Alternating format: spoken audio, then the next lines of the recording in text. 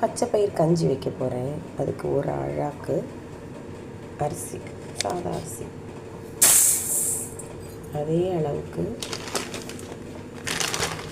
பச்சை பயிர்,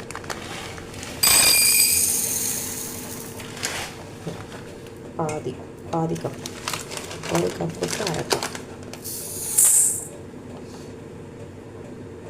இதை கழுவி கொதிக்கிற தண்ணியில் போட்டுட்டு வரேன்.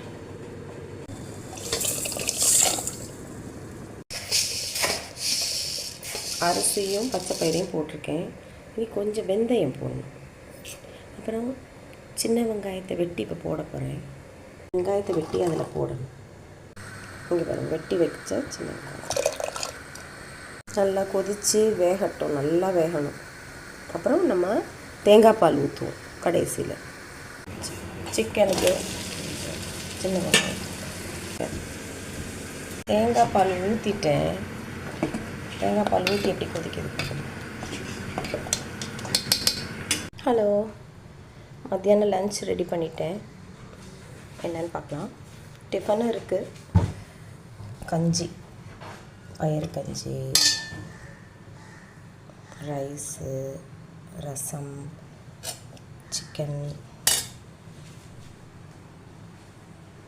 தோசை, தக்காளி சட்னி, இது சம்மந்தி.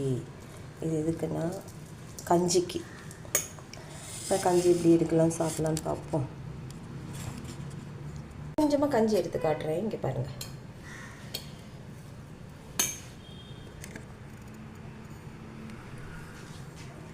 சம்மந்தி வச்சு கொஞ்சம் தான் எடுத்துருக்கேன். சாப்பிடுவோம். செம்ம டேஸ்ட்டாக இருக்கும். தேங்க்யூ.